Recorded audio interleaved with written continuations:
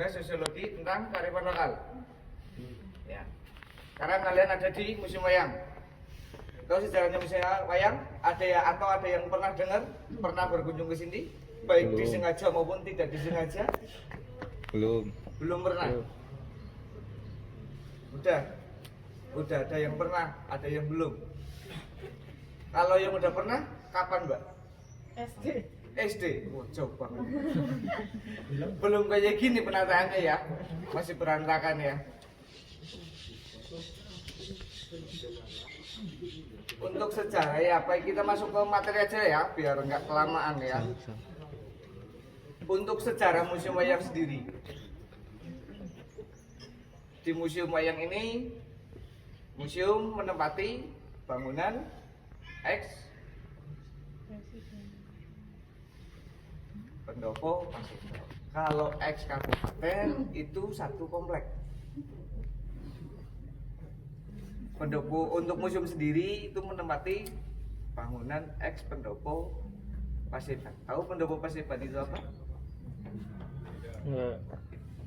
Pendopo Paseban itu tempat beristirahatnya para tamu.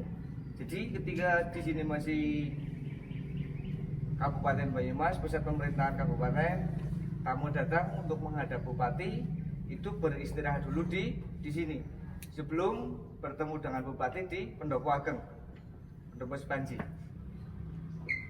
Jadi untuk museumnya sendiri menempati salah satu bekas peninggalan atau sisa dari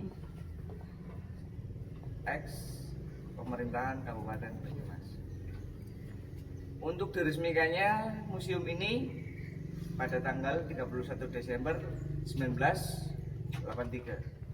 Jadi museum ini diresmikan, kalian belum hadir di dunia. Ya kan? Ya kebanyakan paling lahiran sekitar tahun 2000-an. Pakai pacaran di bukan bapaknya. Next sing pada pacaran. Next di jodoh, nah ya nggak tahu. Diresmikannya oleh Sena Wangi. Tahu Sena Wangi? Ya. Sekretariat Nasional Pewayangan Indonesia. Sebagai bahan edukasi di museum ini ada beberapa macam jenis wayang. Nanti kalian bisa lihat, kalian baca sendiri. Di setiap koleksi ada deskripsinya. Ada berbagai jenis wayang, ada sejarah pementasan wayang yang tercatat tertua. Ada miniatur pementasan wayang. Penataan ketika pementasan wayang itu kayak apa sih? Ada di sini. Ada alur cerita tentang pementasan wayang, baik itu siapapun dalangnya, apapun lakonnya, urutan pementasannya ada.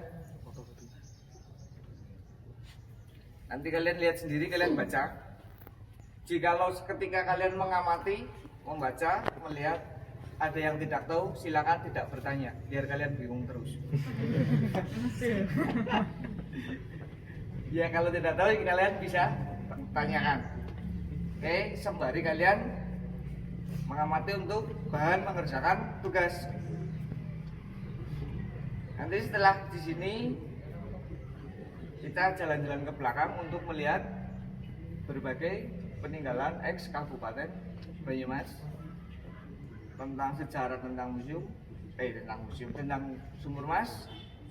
Bergerak nanti kita kalau sempat nggak ada acara di pendopo, kita melihat arsitektur pendopo sendiri. Karena untuk kearifan lokal banyak sekali kalau di sini. Kita akan berjalan ke belakang, nanti di situ ada yang berkaitan dengan tugas kalian juga.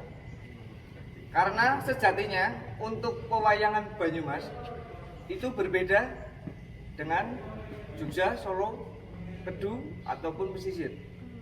Untuk wayangnya sendiri, walaupun secara sepintas itu sama, tokohnya sama, namanya sama, tapi ada beberapa hal yang membedakan. Mana sih wayang Banyumasan, mana sih wayang Jogja, Solo, Kedu, pesisir. Itu sebenarnya ada pembedanya. Terus sudah ada berbagai tokoh khas Banyumas. Kalian tahu tokoh khas Banyumas pasti cuma satu dok untuk wayang sendiri, iya enggak? Apa enggak tahu sama sekali? Enggak tahu sama sekali. Taunya apa? Kebanyakan yang familiar untuk orang-orang awam untuk pewayangan sendiri, wayang di dunia wayang, Banyumas itu identik dengan Bawor. Makanya menjadi maskot Banyumas, karena identik dengan Banyumas itu pasti Bawor. Apalagi dengan sifat karakternya Bawor yang cablaka. Tahu cablaka? Cablaka itu ngomongnya itu apa adanya, ceplos-ceplos tanpa ada ngaling-ngaling. Dia nggak suka sama orang, dia berani ngomong di depannya, nggak ngomong di belakang. Dia jujur, walaupun belaka suta cablaka, tapi dia jujur. Dia sayang pada majikannya, yaitu Pandawa. Makanya karena hampir sama dengan orang Banyumas, tipikalnya, sifat karakternya yang suka ceplos-ceplos, ngomong seenak jidatnya dia. Kalau ngomong nggak suka ya nggak suka, tanpa ada tedeng aling-aling. Makanya dijadikan maskot di Banyumas. Oke, nanti sembari berjalan, sembari kalian lihat ada beberapa tokoh lagi khas Banyumas, nanti dijelaskan di sebelah utara. Nanti ada beberapa penjelasan tentang pewayangan juga yang berkaitan dengan tugas kalian, kearifan lokal yang membedakan apa sih pewayangan Banyumas itu. Untuk belajar tentang koleksi museum, jenis-jenis wayang, silakan kalian masuk, kalian baca, kalian amati. Kalau yang tidak tahu jangan bertanya. Udah, masuk aja. Jangan bertanya dulu ya. Oke. Jadi saat kita masuk ke Museum Wayang Banyumas ini, yang pertama kali kita lihat adalah gamelan dan kumpulan wayang. Jadi yang pertama ada wayang kulit Banyumasan, merupakan wayang kulit Banyumasan tempo dulu yang dibuat pada masa Kerajaan Pajang. Ukuran wayang kulit Banyumasan tempo dulu ini menyerupai wayang kulit Kidang Kencana dari Surakarta yang berukuran 80-70% dari ukuran wayang Purwo pada umumnya. Dalam pertunjukannya menampilkan kisah-kisah cerita dari Mahabharata atau Ramayana. Dan ini adalah wayang dari kisah Ramayana, dan yang ini merupakan dari kisah Mahabharata. Lalu selanjutnya ada sejarah wayang, yang dimana di zaman animisme, wayang ternyata telah menjadi instrumen masyarakat kuno untuk bercerita. Wayang juga digunakan para wali untuk penyebaran agama Islam. Dan pertunjukan wayang tertua yang tercatat ada pada Prasasti Kuti yang ditemukan di Joho, Sidoarjo, tahun 762 Saka, 18 Juli 840 Masehi. Pada lempeng 4A dari 12 lempeng, di situ tertulis Hanapuk Warahan, Kecoko Tarimbo, Hatapukan, Haringgit Abanol Salahan. Di situ tertulis Hanapuka, Hatapukan berasal dari kata tapuk yang berarti topeng, sedangkan Haringgit berasal dari kata ringgit yang berarti wayang. Kata ringgit sampai kini masih ada dalam bahasa Jawa Baru yang berarti wayang, atau bahasa Jawa Krama, wayang. Lalu selanjutnya ada wayang golek Purwo. Wayang golek Purwo ini terbuat dari kayu yang menyerupai golek atau boneka, dengan wondo atau muka wayang Purwo. Wayang ini dibuat oleh Yayasan Kerajinan Rakyat Yogyakarta tahun 1965 atau Yakindrata. Selanjutnya ada wayang golek menak atau yang biasa disebut wayang Mengol. Wayang ini terbuat dari kayu menyerupai golek atau boneka. Kisah yang ditampilkan berasal dari cerita kitab Menak yang berisi perjuangan penyebaran agama Islam pada masa Nabi Muhammad SAW serta kerajaan-kerajaan Arab dan sekitarnya. Adapun menceritakan tokoh dan kebudayaan Arab, tetapi wayang golek menak diberi pakaian seperti wayang kulit Purwo. Wayang golek menak pertama kali dibuat oleh Ki Trunadipuro, seorang dalang dari Baturetno Wonogiri pada masa pemerintahan Mangkunegaran VI. Selanjutnya ada wayang suluh. Wayang suluh memiliki bentuk realistis sesuai tuntutan cerita. Fungsinya untuk memberikan penyuluhan, penerangan, dan membangkitkan semangat perjuangan. Wayang ini merupakan peningkatan dari wayang wahana yang diciptakan oleh Raden Mas Sutarto Harjowahono dari Surakarta tahun 1920, yang pada tahun 1947 diambil oleh Jawatan Penerangan Republik Indonesia sebagai sarana penyuluhan. Lalu ada wayang krucil. Wayang krucil mempunyai bentuk menyerupai kulit purwo, tetapi terbuat dari kayu pipih atau kulit. Cerita yang ditampilkan tentang kisah Damar Wulan, Minak Jingga, Dayun, dan lain-lain. Wayang ini diciptakan pertama kali oleh Pangeran Pekik, Adipati Surabaya yang ditandai dengan sengkolo Watu Tunggangane Buto Widadari yang melambangkan Jawa 1571. Wayang krucil biasanya dipentaskan pada siang hari, tidak memakai kelir, hanya memakai gawangan. Adegan 1. Dalam pagelaran seni pertunjukan wayang kulit purwa, dalam cerita apapun, akan terlebih dahulu dilakukan penataan wayang di bagian kanan dan kiri, serta di tengah-tengah ditancapkan simbol gunungan atau kayon sebelum dimulainya pertunjukan. Adegan 2. Setelah Ki Dalang duduk untuk memulai pertunjukannya dan mencabut gunungan atau kayon, ia mengeluarkan 2 tokoh wayang putri untuk menari gambiongan menyambut datangnya raja dalam suatu kerajaan atau keraton. Di dalam pertunjukan wayang kulit gagrag Banyumasan, 2 penari putri selalu cantik dan buruk. Itu adalah simbol bahwa di dunia semua berpasang-pasangan, baik dan buruk. Jajaran atau adegan keraton Hastinapura. Prabu Duryudana mengadakan rapat dalam keraton karena akan menghadapi perang besar yang dinamakan Perang Bratayuda Jaya Binangun. Maka dalam rapat yang dihadiri Resi Bisma, Pandita Drona, Prabu Salya, yaitu mertuanya Dipati Karna, dan Pati Sangkuni, memutuskan Resi Bisma diwisuda menjadi senopati dan Prabu Salya serta Pandita Drona sebagai senapati pengapit atau pendamping untuk menghadapi para Pandawa. Adegan 3. Di alun-alun negara Hastinapura, Pati Sangkuni memanggil para Kurawa, antara lain Raden Dursasana, Durmagati, Citraksa, Citraksi, Aswatama, Jayadrata, Kartamara untuk menata barisan masing-masing dalam kelompoknya mengiringi sang senopati. Adegan 4. Jajaran atau adegan negara Wirata. Prabu Matswapati mengumpulkan para Pandawa dan ketiga anaknya, Raden Seta, Raden Utara, dan Raden Wuratsangka, dan hadir pula Prabu Kresna. Setelah ia mendengar bahwa Hastina telah mewisuda senopati, maka dari itu Prabu Kresna juga mewisuda senopati untuk menghadapi senopati Hastina, yaitu ketiga putra Prabu Matswapati.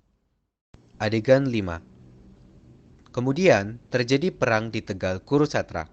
Senapati pengapit atau pendamping yang ikut antara lain adalah Prabu Salya dan Raden Utara. Namun sayangnya, dalam prosesnya Raden Utara terbunuh atau gugur oleh kerja senjata Prabu Salya. Kemudian selain itu, perang senapati pengapit atau pendamping yang lain adalah antara Pandita Drona dan Raden Wuratsangka. Perang ini berakhir dengan Raden Wuratsangka yang gugur karena senjata Pandita Droma. Adegan 6. Raden Seta mengetahui bahwa adik-adiknya gugur lalu mengamuk bagai banteng terluka. Ia kemudian membunuh setiap prajurit Hastina termasuk putra Prabu Salya yang bernama Raden Rukmarata. Raden Rukmarata mati atau gugur oleh gada Raden Seta dalam cerita yang dikenal dengan lakon Seta Ngeraman. Perang Senapati Agung Hasina antara Resi Bisma dan Raden Seta berjalan lama karena sama-sama mati, tapi akhirnya dimenangkan oleh Resi Bisma. Raden Seta gugur oleh panah Resi Bisma. Adegan 7. Adegan ini terjadi di Pasanggerahan Hupala Wijaya. Prabu Kresna memanggil Dewi Wara Serikandi dan suaminya Raden Arjuna. Setelah gugurnya Raden Seta, Raden Utara, dan Raden Wuratsangka, maka Prabu Kresna segera mengangkat Dewi Wara Serikandi diwisuda menjadi senapati. Karena Prabu Kresna tahu bahwa Resi Bisma menjalani Brahmacharya, yaitu tidak menikah seumur hidup. Oleh karenanya, kekuatannya akan hilang ketika berhadapan perang dengan seorang wanita. Kemudian perang terjadi antara Senapati Resi Bisma dan Dewi Wara Serikandi, yang kemudian dimenangkan oleh Senapati Pandawa Dewi Wara Serikandi, karena Resi Bisma gugur oleh panah-panah dari Dewi Wara Serikandi.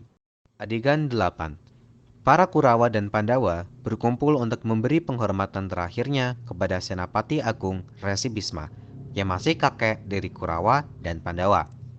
Setelah Kurawa dan Pandawa berdoa bersama-sama untuk sang kakek yang gugur di medan laga Tegal Kurusetra sebagai pahlawan kusuma bangsa, maka berakhirlah cerita versi Mahabharata dalam lakon Bisma Gugur. Dan Kidalang segera menancapkan simbol gunungan atau kayon di tengah-tengah seperti semula sebagai penutup bahwa pertunjukan telah selesai. Kecuali kemarin pas lagi COVID, lagi merah-merahnya, kami tetap berjalan di gedung stage. Saya izin bertanya. Kalau di sini cara perawatan wayangnya bagaimana, Pak? Untuk perawatan wayang sendiri itu ada beberapa. Untuk perawatan rutin biasanya cukup dengan diangin-anginkan. Wayang itu diangin-anginkan. Ditarik benang, wayangnya kayak orang jemur pakaian. Tapi nggak boleh kena sinar matahari langsung karena itu akan membuat wayang meluntung. Karena itu dari kulit, nekuk. Itu dari kulit. Karena dari kulit. Itu perawatan rutin. Biasanya 3 bulan atau 6 bulan sekali. Untuk perawatan yang lebih intens lagi tergantung penyimpanan. Kalau penyimpanannya itu lembab biasanya rentan dengan jamur di kulit, di wayangnya. Dan jika udah terkena jamur, biasanya itu ada teknik khusus untuk membuat jamurnya. Kalau yang biasa orang orang lakukan baik di orang yang punya wayang ataupun di dalangnya sendiri, itu pakai bawang dipotong, dioleskan ke jamur. Kalau wayang golek gitu juga sama, Pak? Wayang golek perawatannya nggak begitu susah sih, cuma cukup dibersihkan, paling kain-kainnya beberapa 6 bulan sekali dicuci. Itu juga cucinya nggak pakai sabun karena itu motif batik. Kayak orang merawat batik kan sebenarnya nggak boleh pakai sabun, itu akan membuat batik cepat rusak, cepat luntur. Terus ada lagi?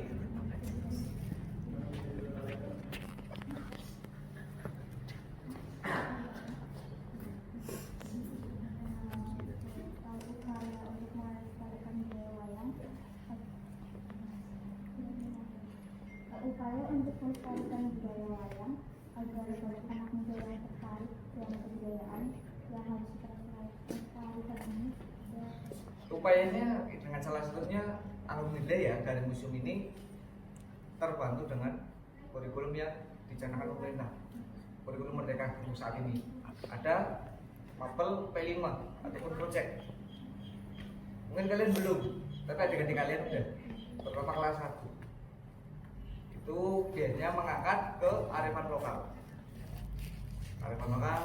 untuk pengenalan seni budaya di lokal Kabupaten Banyumas. Biasanya datang ke museum untuk mengenalkan wayang, baik jenis-jenisnya. Tadi kalian sudah lihat jenis-jenis wayang sebenarnya banyak banget. Untuk mengenalkannya kami juga bekerjasama dengan Bupati Kabupaten Banyumas juga dengan 4 manajer paguyuban dalam muda Banyumas. Itu ada 4 manajer juga terbentuknya di museum sendiri. Ini bekerjasama bagaimana sih caranya menggait kaula muda. Dengan salah satunya ada beberapa kayak kemarin perlombaan untuk dalang muda, bukan dalang profesional, kita kasih panggung untuk mengetes mental kalian, mental dalang muda. Siap nggak? Bukan hanya sekedar latihan loh. Ini kita kasih panggung untuk mengetes mental siap. Juga ada beberapa kami juga main di sini juga. Ada event-event tertentu untuk pengenalan, kayak kemarin kami ada sempat lomba mural juga tentang museum tentang wayang di Gor. Kalau kalian ada pernah ke Gor, di tembok sebelah barat stadion itu ada lukisan mural. Itu lomba kemarin di bulan Agustus sampai sebelum Agustus lah. Itu ada mural yang ditempatkan di Gor. Ada beberapa banyak sih sebenarnya strategi-strategi untuk mengenalkan wayang terutama Banyumasan ke kaula muda. Karena kalian kalau nggak kenal akan nggak tahu, kalau nggak tahu nggak mungkin mau melestarikan kan. Makanya tadi aja aku tanya, kalau wayang Banyumas nggak ada yang tahu. Ternyata setelah datang ke museum jadi tahu kan.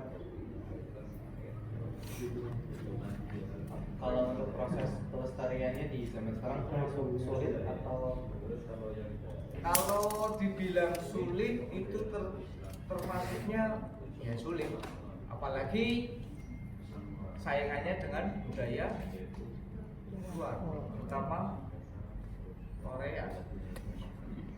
Saya pasti lebih condong larinya ke K-pop kan, budaya luar. Padahal berbanding terbalik, orang luar mereka berani datang ke Indonesia, bahkan ada yang rela menjadi warga negara Indonesia, menjadi WNI untuk belajar budayanya kita, terutama budaya Jawa. Ada beberapa pengunjung WNA tanpa aku pikir panjang, ternyata dia lebih pintar dari aku.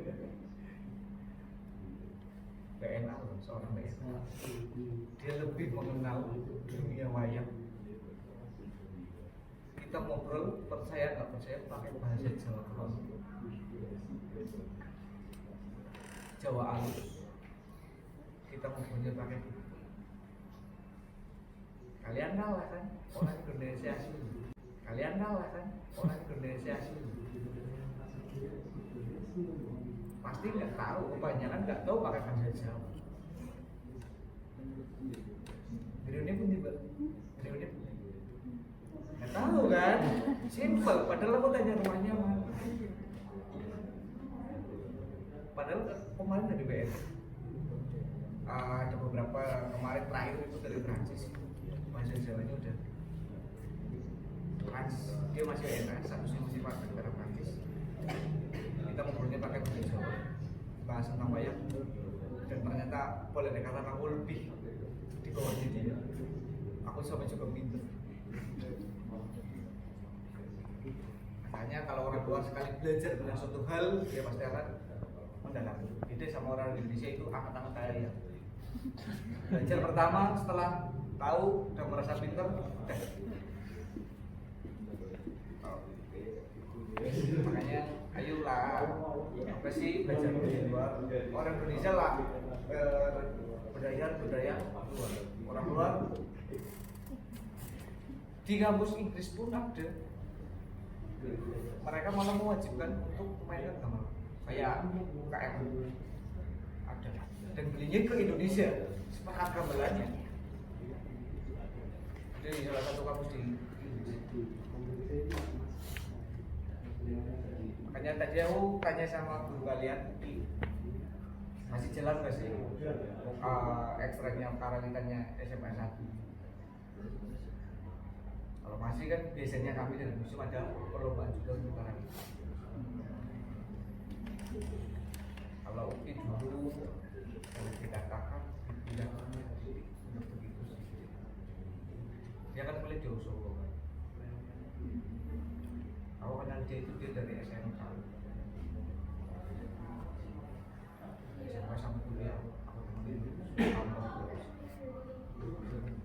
hanya kenal dekat akrab pertedik sendiri kali itu. Kalau perkara tentang karalitan dia bisa, walaupun kayak gitu orangnya tapi asik. Kalau mati asik, mungkin nggak tahu ya, aku tipikal dia mengajar di sekolah. Tapi selama aku ngawasin dia keren, bertanggung jawab dengan apa yang dia lakukan. Ada lagi? Untuk biasanya itu kan yang kita tahu wayang-wayang itu ceritanya tentang yang sudah kita kenal seperti Ramayana dan juga dan lain-lain. Apakah ada kemungkinan ada cerita wayang yang baru?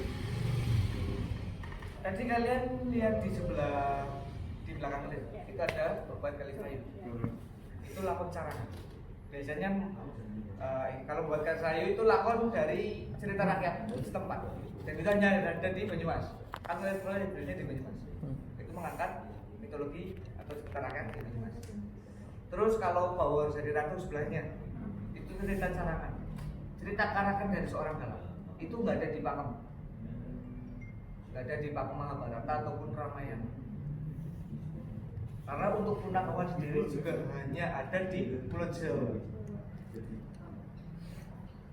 Di cerita aslinya Mahabharata Ramayana itu tidak ada Punakawan, Semar, Karet, Penduk, Bawor atau Berbangkung. Karena di Jawa untuk menyebarkan syiar agama Islam makanya dibikin Punakawan untuk meluruskan atau memberitahu ke umumnya bahwa ini jalannya salah loh. Sepertinya kayak gini yang benar menurut kebaikan Tuhan itu begini. Ajaran agama ini itulah fungsi dari seorang Punakawan. Kalau lakon-lakon di luar Pakem Mahabharata Ramayana itu biasanya lakon sarangan. Lakon sarangan atau lakon karangan dari dalang itu sendiri, atau bisa mengambil cerita-cerita rakyat di daerah sekitar. Itu bisa. Ataupun kalau mau dalang itu tersendiri mau out of the box itu bisa mengambil lakon-lakon yang lain.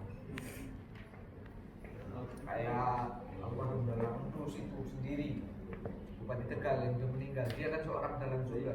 Dia berani mengambil lakon yang nggak ada di pewayangan untuk Mahabharata Ramayana, untuk menyiarkan ajaran kebaikan. Terus untuk wayang sendiri juga sebenarnya kalau wayang kulit purwa emang ceritanya Mahabharata dan Ramayana. Kalian tadi udah baca. Ada beberapa wayang yang khusus diciptakan untuk menceritakan lakon-lakon yang di luar pakem itu. Contoh kayak tadi wayang Suluk itu sengaja dibuat oleh zaman dulu Jawatan Penerangan untuk menceritakan tentang kemerdekaan, perjuangan kemerdekaan bangsa Indonesia. Makanya tokoh wayangnya berupa Hayam Munir, Jenderal Belanda, Demak. Terus sebelahnya juga ada wayang kayak pakai sorjan, pakai kayak kiai gitu kan, wayang Sadat atau wayang Anda Marifat itu sengaja dibuat untuk mensiarkan tasawuf ajaran Islam. Kalau yang Mahabharata Ramayana biasanya wayang kulit purwa. Bilangnya maksudnya ke entah wayang kulit atau wayang golek purwa. Itu Mahabharata Ramayana. Tapi selepas dari itu biasanya dibuat untuk kebutuhan apa sih wayang kulit untuk apa? Sesuai dengan kebutuhan. Kayak wayang Suluk tadi itu menceritakan kebudayaan. Wayang Sadat untuk ajaran agama. Wayang Kucil juga, wayang Golek Mena itu menceritakan tentang kerajaan Islam di Jazirah Arab. Terus ada apa lagi? Kira-kira ada atau tidak cerita pengalaman yang mungkin diminati oleh anak muda ini, seperti orang yang mengingat anak muda itu. Kalau untuk saat ini mungkin belum ya, belum. Untuk ceritanya sendiri ya, ceritanya sendiri. Masalahnya kebanyakan untuk dalang-dalang masih tetap memakai pakem, cerita pakem Mahabharata dan Ramayana. Mungkin ada beberapa lakon sarangan. Untuk lakon-lakon yang menyesuaikan dengan kondisi zaman sekarang belum ada. Mungkin kebanyakan untuk menggait ataupun menarik kaula muda, kaum milenial itu dengan pembawaan seorang dalangnya. Walaupun dengan cerita pakem, tapi bisa seorang dalang itu membuat terobosan-terobosan sendiri dari pementasannya. Kayak disentuh dengan permainan acting ataupun ada beberapa pendukung-pendukung yang bisa menarik kaula muda. Itu tergantung dari si dalang bagaimana dia melakukan terobosan. Untuk lakon sendiri setahu aku belum ada yang keluar dari pakem yang mengambil lakon-lakon kayak zaman sekarang ataupun lakon-lakon apa itu belum ada. Oke, ada lagi? Kalau untuk kan ada bentuk gunungan, Itu maknanya apa ya, Mas? Gunungan berarti ada dua, Kayon dan Belambangan, Kapuran dan Belambangan. Kapuran itu yang tadi dilihat itu ada gambar kayak kapuran, dan gunungan itu ada dua gambar bolak-balik. Karena tadi belum sempat aku tunjukin. Kalau yang gambar depan itu biasanya kalau Gapuran itu menggambarkan di sebuah kerajaan, kayak pintu masuk Gapuran, makanya dinamakan Gapuran. atau kayon. Kalau belambangan itu biasanya menggambarkan di untuk ilustrasi di daerah ataupun di tempat kita Nusantara. Biasanya gambarnya tidak ada campurannya, tapi banyak tumbuh-tumbuhan. Ketika yang menggambarkan di perhutanan, hutan ataupun alas gitu. Dan belakangnya itu biasanya ada gambar, entah itu megamendung, entah itu api atau megamendung atau awan itu. Dan itu juga bisa difungsikan ketika kayak tokoh Gatot Kaca itu kan dia terbang, bisa terbang kan. Ketika dia terbang bisa ditutupi dengan gunungan. Contoh, ini gunungan, ini Gatot Kaca. Kalau terbang kayak gini kan waktu nggak masuk. Apa sih dia lagi ngapain sih? Tapi kalau diaplikasikan dengan gunungan yang dibalik gambar megamendung, seolah-olah dia terbang di awan. Ya enggak, melintasi awan. Kalau yang gambarnya api itu bisa menggambarkan untuk biasanya malapetaka atau paku bulu, entah itu wabah penyakit, kebakaran, yang cenderung identik ke wabah ataupun bencana. Kalau megamendung biru itu biasanya untuk air, awan, ataupun ada gunungan yang kreasi itu untuk menggambarkan bisa ketika contoh lakon ketika Kresna Duta. Kresna Duta itu ketika itu kan kalau lakon Kresna Duta itu lakon di mana awal mula mau terjadinya perang para Dayuda. Kresna menjadi dutanya atau utusannya Pandawa ke Hastina untuk menembus. Ternyata di Hastina dia disepelekan.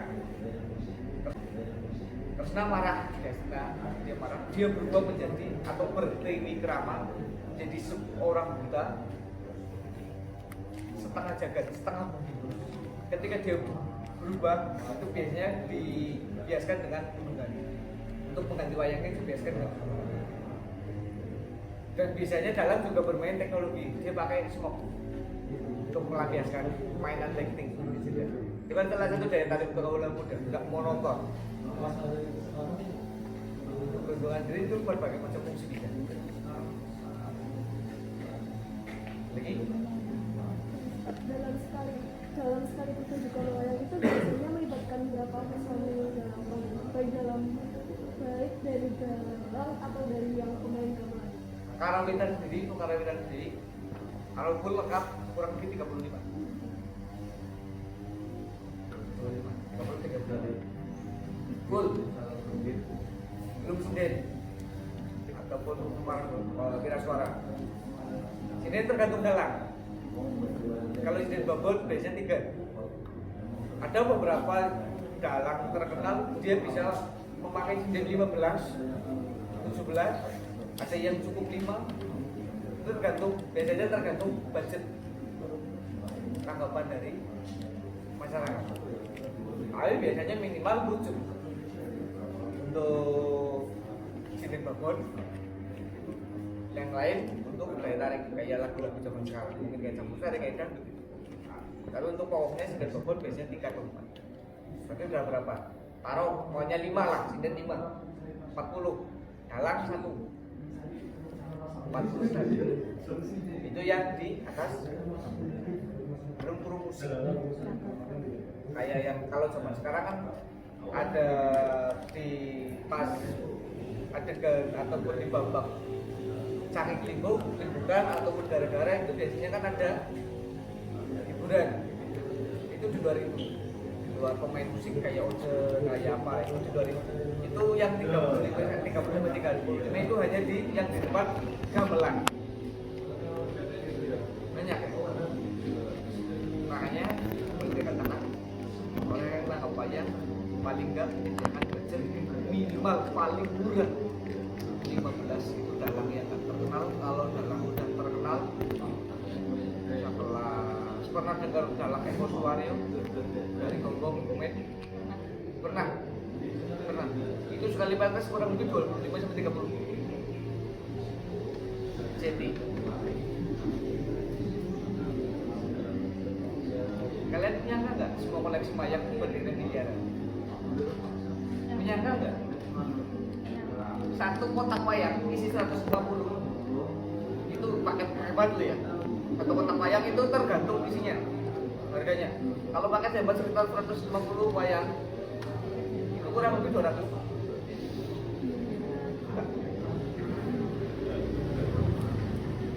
Satu kotak isi 150 wayang. Itu kita ada, kami ada yang ditaruh 2, yang di sini kurang lebih ada 6 kotak lah. Itu juga harga 200 juta, itu yang standar, kulitnya kulit sapi. Beda kalau kulit kerbau, itu udah lebih mahal lagi. Tergantung gapennya juga. Kalau gapennya fiber mungkin masih murah, tapi udah kalau gapennya penyu udah mahal lagi. Biasanya kalau gapen penyu yang punya bener-bener gapen penyu asli penyu itu di keraton Jogja sama Solo. Itu gapennya penyu. Itu udah gapennya aja udah berbeda. Paling enggak kalau kecil yang kecil kayak Arjuna itu paling enggak udah 500-an gapennya aja. Kalau fiber itu kurang lebih cuma 250.000, 100. Kalau yang sedang itu tanduk kerbau itu juga lumayan. Makanya kalau orang yang nggak tahu kalian tak kasih hubungan satu, silakan kalian jual. Kalian mau jual berapa? Paling 100 ya. Kalau aku jual PU butuh duit 1.500.000 satu gunungan satu. Jual PU 100, saya juta 500 itu cukup. Nggak nyangka kan? Cuma satu gunungan aja 1.500.000. Di situ itulah keoriginalan dari produk wayang. Tadi kalian coba lihat juga alat pembuatan wayang, tatahnya di sebelah jenis-jenis wayang. Kalau kalian sempat lihat dari dulu sampai sekarang pembuatan wayang itu masih manual, memakai tatah, nggak pakai mesin ataupun seperti itu. Karena wayang itu otentik, handmade, makanya mahal. Ada lagi? Pementasan wayang itu yang sering saya dengar itu kan biasanya di dini hari gitu. Lebih seringnya, apakah ada alasannya kenapa di waktunya dini hari terus gitu? Atau Pementasan mungkin wayang, kalau wayang sendiri biasanya itu malam karena buat hiburan. Siang itu buat bekerja. Ada beberapa, kalau secara logika ya, ada beberapa pengrawit yang siangnya emang bekerja. Jadi pementasannya malam untuk hiburan. Itu biasanya dimulai jam 8. Kalau pertunjukan wayang zaman dulu itu jam 8 sampai subuh. 8 jam ataupun 12 jam. Ada beberapa dalang yang sampai sini sampai jam 5 pagi masih ada. Ada beberapa yang sudah sekitar jam 4 sudah selesai. Itu mulainya jam 8 ataupun setengah 9. Itu wayang biasa. Kalau wayang ruat itu siang. Mulainya jam 9 pagi, paling selesai jam 4. Pada asar. Itu wayang ruat. Ruat itu harus siang hari. Jadi wayang itu nggak melulu untuk malam atau dini hari. Tapi ada dengan wayang siang. Itu ruat, wayang ruat biasanya. Ada lagi? Ini kelompok saya izin ke tempat yang Nino ya Pak. Oh ya? Iya. Oke, jadi udah. 9.30 soalnya. Iya. Oh iya, siap. Iya. Ya. Makasih Pak. Siap. Mari. Ada lagi? kalau wayang itu kan nggak cuma di Banyumas ya Pak. Oh. Perbedaan yang mencolok dari perbedaan wayang-wayang di daerah lain itu apa Pak? Kalau wayang ya. Oh, dari Banyumas sudah tadi jelas ada toko yang berbeda. Kalau di toko yang sama kayak Arjuna selain toko khas Banyumas kayak Bawo, Sambaloyo, Jaiwono, Sarkawi ataupun Srenggini, itu bedanya biasanya di teknik penatahan, cara pembuatannya, tekniknya. Kalau dari Solo biasanya untuk wayang yang kecil ke tatahan yang kecil-kecil itu lebih halus, dia lebih kecil. Banyumas lebih gede. Terus teknik pemulasan atau pemberian warna. Terus wanda, penggambaran wajah dan wayang, wanda namanya.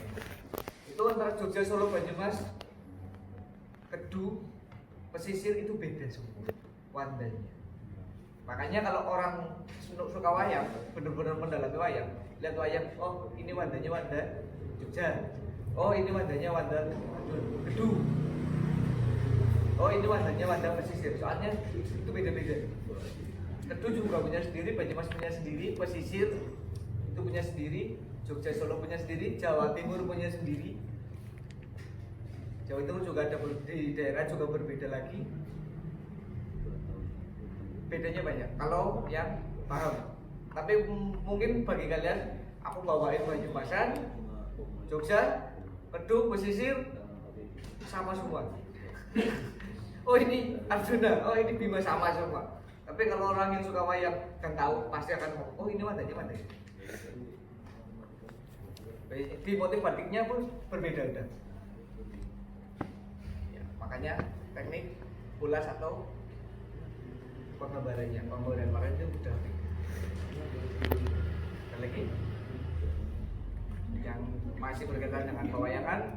Bentar ya mas, kalau bentar ya, bentar ya. Kita nyanyi wayang dulu, tenang aja, siapin dulu materinya.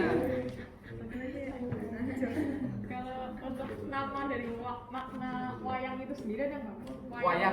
Wayang itu kan berasal dari kata ayang-ayang, bayangan. Makanya sejatinya orang lihat wayang itu di belakang kelir, nggak di depan. Jadi hanya kayak siluet. Orang dulu lihatnya di belakang kelir, walaupun dengan teknik siluet dia paham tokoh-tokoh wayangnya siapa aja. Karena makna dari wayang itu ayang-ayang ataupun bayangan. Ada lagi? Biasanya ada berapa orang yang menonton pertunjukan, maksudnya dilihat dari ramai atau tidaknya itu cukup ramai atau tergolong sepi atau gimana? Dan juga yang menonton itu kebanyakan dari usia kalangan muda atau justru dari orang yang sudah dewasa? Ini di mana dulu? Di pementasan umum atau ketika kami mengadakan pementasan? Baik di pementasan umum maupun Kalau di pementasan umum, alhamdulillah untuk saat ini kaum muda sudah mulai tertarik. Sudah hampir banyak. Yang dulu didominasi oleh orang-orang muda pada tahun 45, sekarang udah dimulai bergerak ke anak-anak muda karena ada berbagai terobosan dari dalang-dalang. Soalnya juga untuk saat ini banyak juga dalang-dalang muda. Contoh simpel, Yakut, mungkin udah pernah dengar Seder, Yakut Ganding, tentunya Almarhum Bagino. Terus ada beberapa dalang-dalang muda, dalang Manji. Sekarang banyak dalang muda yang bisa menggait anak-anak muda karena ketika yang mementaskan itu dalang muda, mereka akan tahu dengan dunia mereka yang dibutuhkan untuk menggait anak muda. Sepantaran semuanya dia akan lebih paham. Kalau dalang-dalang tua kan kebanyakan yang dititik beratkan untuk tetes atau mentransfer ceritanya. Walaupun banyak juga dalang-dalang tua yang memakai terobosan-terobosan untuk menggait anak-anak muda. Kayak tadi Almarhum Dalang Tus, dia berani out in the box. Langsung Almarhum Dalang Seno dari Jogja, dia melakukan berbagai terobosan untuk menggait kaum muda untuk mau melihat pementasan wayang. Jadi sekarang untuk zaman sekarang ini anak mudanya udah mulai suka dengan pertunjukan wayang. Terus mana lagi? Sudah cukup Pak. Cukup. Ya. Benar? Cukup. Nggak ada lagi? Nggak ada lagi. Tantang nih loh, mana aja ya? Cukup berarti? Cukup. Nggak tanya tentang leger di sini? Tadi sudah Pak. Sudah sama Pak Sira? Oke, Sudah? sudah.